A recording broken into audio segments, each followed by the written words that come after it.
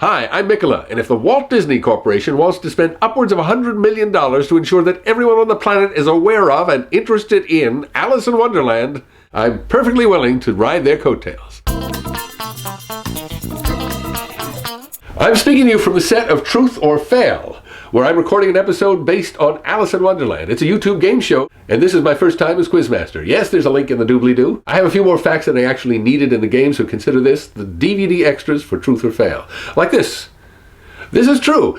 Walt Disney did not like Alice. And that's the Alice paradox. She's really problematic as a leading character. She has no goals, no character arc, no longing, no loves, no friends, no sidekick to talk to.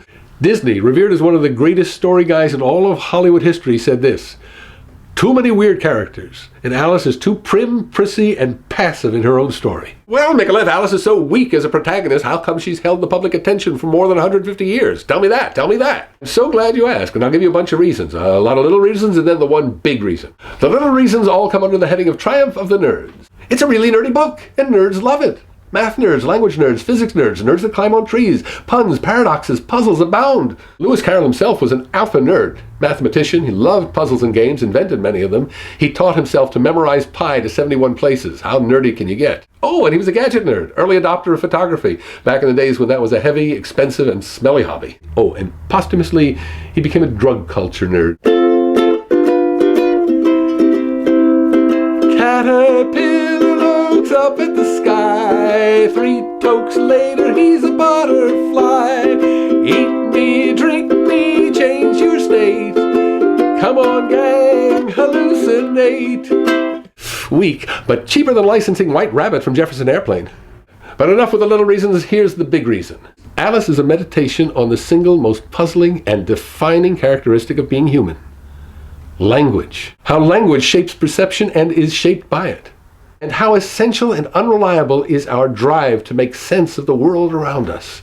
It's all pre-Freudian, of course, although with the growing and the shrinking and the dominating women and the bumbling men, Freudians have had a ball putting Alice and Lewis Carroll on the couch. A lot of people have borrowed the dream world and mirror world themes from Carroll, but they're always trying to fix the Alice paradox.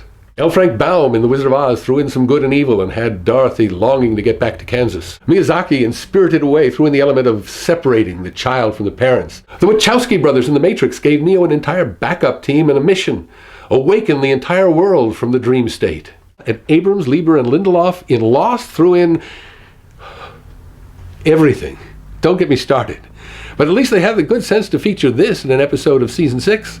Martin Gardner's The Annotated Alice, which I recommend heartily and crib from shamelessly. But nobody who has borrowed from Alice or adapted it to another medium has caught its essence. It's in the jokes, it's in the language, the paradoxes, the precariousness of our ability to know anything, to rely on what we heard yesterday as applying to reality today.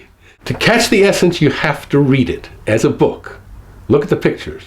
Read it out loud. Even better, have it read to you. Until next time, hey, don't forget Truth or Fail. Oh, yeah, be sure to catch the Alice in Wonderland edition of Truth or Fail. Just click on that guy's face. Make sure you see it.